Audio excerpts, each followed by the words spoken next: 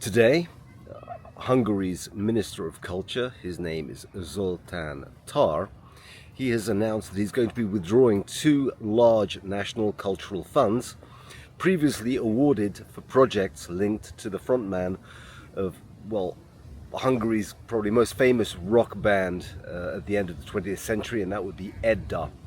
And the frontman is called Attila Pataki. Two companies were involved in effectively lobbying for and getting grants for productions to do with his music.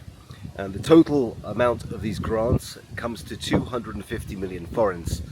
One was for 100 million and the other was for 150. The one for 100 was to do with a musical. It was going to be called Edda Musical, The Circle. It was a national tour. And the reason that this grant has been refused, revoked, and now the Minister of Culture is asking for the money back, is that this company had previously applied for and received a grant for exactly this for 10 million forints, and then effectively resubmitted a new proposal for 10 times the amount.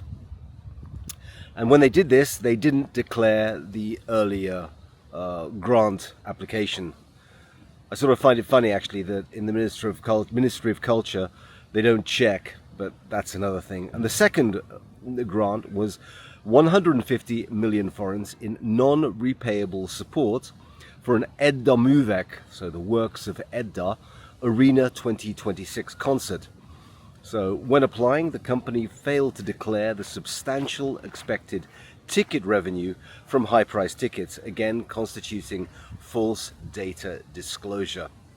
Now, this just is a continuation of the problem that is brewing in the culture sector.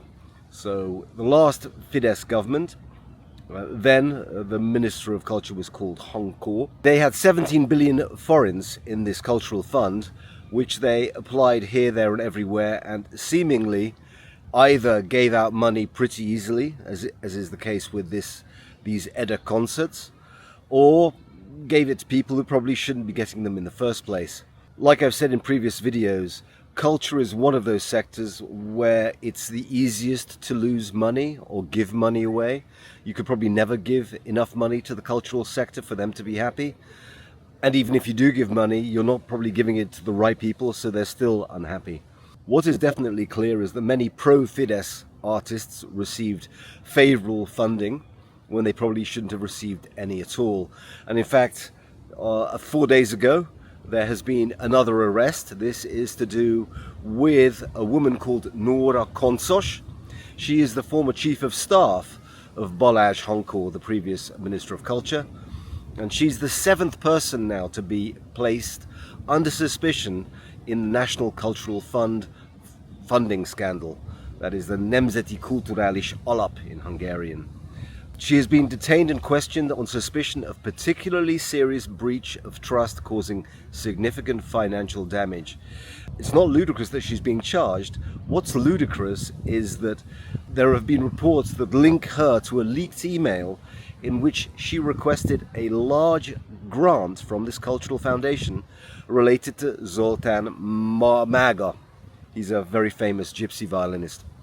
He gives enormous concerts, probably twice a year, 3 times a year in Hungary, and the rest of the time he tours the world. There is no reason on earth actually why Edda or Magyar Zoltán, none of these people should be receiving any grants. I'm sorry, they need to change the rules. I hope TISA changes the rules, because if you've already performed in front of at least 100,000 people, grants should not be for you. You need to work it out. The world is a market. If you can't sell your products, you probably shouldn't be selling them in the first place. And if you require cultural grants after a successful 30-year career, then what are you doing? So cultural grants, at least in my eyes, should go to artists who are on their way to making it, not artists who have already made it. But Hungary is definitely in the spotlight. It's a sad state of affairs, because there are people who are receiving money and who shouldn't. Now, as for the companies who applied for these grants and then effectively did not provide enough information and applied for a second grant for the same thing, that's obviously immoral. They shouldn't get any money. There's no reason for that to happen.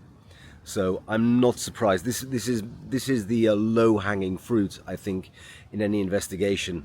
Looking through and seeing which type of paperwork is sort of missing, or which things weren't revealed. But anyway, the current government now has requested the companies to return all of these funds. We'll see whether or not they can do that. My feeling is once these funds go out, they rarely come back, because, you know, they've been spent on stuff, but we'll see. Otherwise, as I was going around Budapest yesterday and doing some shopping, I passed the Whale, a Bálna. It's a building very close to Szabadsághíd, Freedom Bridge, on the Pest side of the river.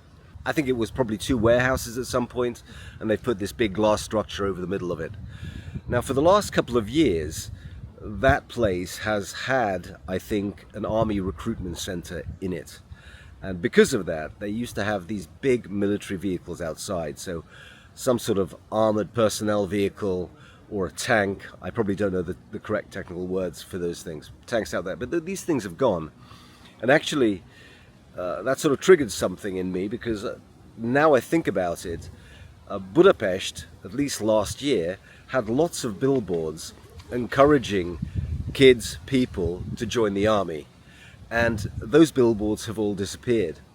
Now, I don't know whether or not this is because there has been an about face, an about turn, when suddenly now the military is not receiving as much attention, or not so much of a push. But it's now that I think about it, it's pretty clear that suddenly the focus on getting a stronger, bigger military, I think, has gone.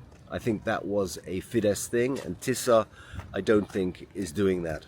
Oh, and I can't finish today without mentioning the Formula One yesterday. So the race was won by Lando Norris, and then when they were on the podium and they were getting the prizes, who gave out the prize but our Prime Minister Peter Magyar.